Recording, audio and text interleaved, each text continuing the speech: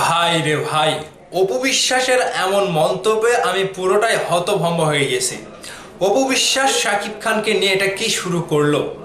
এতদিন ছিল শাকিব খান কি খেতে পছন্দ করে, শাকিব খান কখন কি খায়, ঠিক এই বিষয়গুলো নিয়ে অপু বিশ্বাসের চর্চা ছিল। কিন্তু এবার সরাসরি অপু বিশ্বাস চলে গেল শাকিব খানের বেডরুমে। বেডরুমের গোমর ফাঁস করে দিল শাকিব খানের বেডরুমে কি কি থাকে। এই কথাটা শুনে আমার মনে হয়েছে যে মাল খায় পরিমণে আর মাতাল হয় অপু বিশ্বাস। ঠিক এমনটাই হয়ে গিয়েছে অপু বিশ্বাসের বেলাতে। অপু বিশ্বাস এবার শাকিব খানের ছোট ছোট বিষয়গুলো বাদ দিয়ে গভীরে চলে গেছে, শাকিব খানের বেডরুমে চলে গেছে। আর এই মন্তব্যটা করার পরেই রীতিমতো সোশ্যাল মিডিয়াতে একটা ঝড় উঠেছে যে শাকিব খানকে নিয়ে কি খেলাপাতি মনে হয়? শাকিব খানকে আসলে খেলাপাতির পাত্র? শাকিব খানকে এতটাই হাস্য তামাশার একজন পাত্র হয়ে গিয়েছে যে শাকিব খানকে নিয়ে অপু বিশ্বাস বুবলি যার যা ইচ্ছা তাই তেমন মন্তব্য করে ফেলছে। মানে অপু বিশ্বাস এবং বুবলি দুজনের যে একটা পাল্টাপাল্টি খেলা চলছে শাকিব খানকে নিয়ে, এবার অপু বিশ্বাস সেই খেলাতে কিভাবে জিতবে, সেই জেতার খেলাতে অপু বিশ্বাস শাকিব খানের বেডরুমের খবরটাও প্রকাশ করে দিল এবং এটা নিয়ে বিভিন্ন রকমভাবে টিভি মিডিয়া পত্র পত্রিকা থেকে নিউজ করা হচ্ছে। ভাই হাস্য তামাশা না? অপু বিশ্বাস কি আসলে মানসিক ভারসাম্যহীন হয়ে গেল? বিষয়টা কি ঘটেছে আপনাদের সাথে শেয়ার করি, বিস্তারিত পুরো ভিডিওটা জুড়ে সাথেই থাকবেন।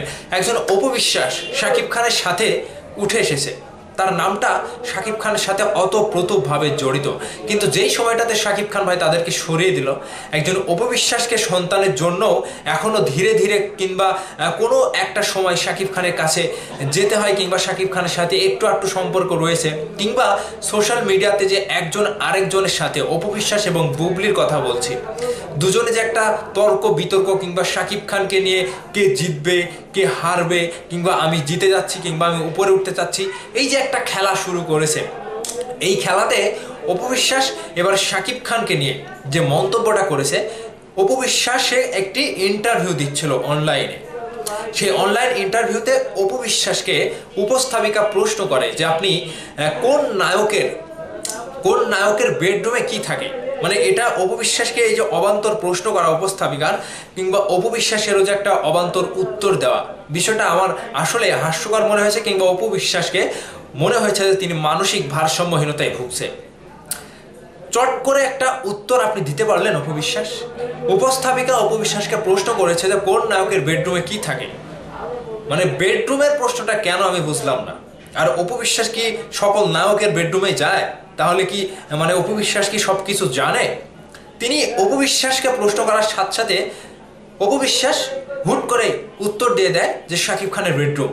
শাকিব খানের বেডরুমে নাকি নায়িকাদের চেয়েও বেশি ক্রিম থাকে। বুঝতে পেরেছেন কতটা ভারসাম্যহীনতায় ভুগছে অপু বিশ্বাস? মানে শাকিব খানের বেডরুমে নায়িকাদের চেয়েও ক্রিম বেশি থাকে, শাকিব খান রূপ চর্চা করে সেই ক্রিম দিয়ে। এই যে মানে এই কথাটা এবং এই প্রশ্ন এবং এই উত্তরটা, মানে এগুলোকে কিভাবে উত্তর দেওয়া যায় আর এবং এগুলোকে কি বলা যায় আমি ভাষায় পাচ্ছি না। এই অপু বিশ্বাসকে কি বলবো আর ওই উপস্থাপিকাকে কি বলবো? তো বরাবর অপু বিশ্বাস বুবলি শাকিব খানকে নিয়ে একের পর এক এরকম ভাবে মন্তব্য করেই যাচ্ছে। শাকিব খানকে নিয়ে এরকম অবান্তর কথাবার্তা টিভি মিডিয়া পত্রিকাতে বলেই যাচ্ছে। তো আমি আসলে জানি না যে অপু বিশ্বাস বুবলি শাকিব খানকে কোন জায়গায় নিয়ে গিয়ে ডোবাবে, এবং শাকিব খানের এই যে মান সম্মান কিংবা ভেতরের গোমর ফাঁস করা কিংবা বেডরুমের খবরও তারা আর ছাড় দিচ্ছে না ফাঁস করতে। এই ভাবনা চিন্তা থেকে অপু বিশ্বাস বুবলি কবে যে শাকিব খানকে রেহাই দেবে ভাই আমি বুঝতে পারছি না। আসলে এদের ভেতরে কি চলছে, এদের ব্রেনে কি চলে শাকিব খানকে নিয়ে, যে আমি শাকিব খানের এই কথাটা ফাঁস করতে পারলেই আমি উপরে উঠে যাব, আমি প্রমাণ হয়ে যাবে যে আমি শাকিব খানের খুবই কাছে আছি। এই যে এরকম একটা চিন্তা চেতনা, এরকম একটা খেলা সোশ্যাল মিডিয়াতে, এই অপু বিশ্বাস বুবলির কাছ থেকে শাকিব খান ভাইয়েরা রেহাই কোনোদিনও হবে না। আমরা ফ্যান হিসাবে, শাকিব খানের ফ্যান হিসাবে অপু বিশ্বাসকে সাপোর্ট করতাম, বুবলিকেও সাপোর্ট করতাম, কিন্তু এইগুলো যখন শুরু করেছে এরা, তখন এদেরকে ঘেন্না ছাড়া আর কিছু করতে ইচ্ছে করে না এই সময়টাতে এসে।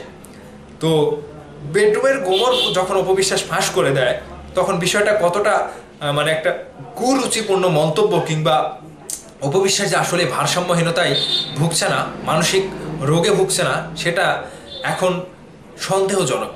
তো এই বিষয়টি নিয়ে আপনাদের কাছে কি মতামত আছে দর্শক, আপনারাই কমেন্ট করে জানাবেন। ভালো থাকবেন, ধন্যবাদ সম্পূর্ণ ভিডিওটি দেখার জন্য।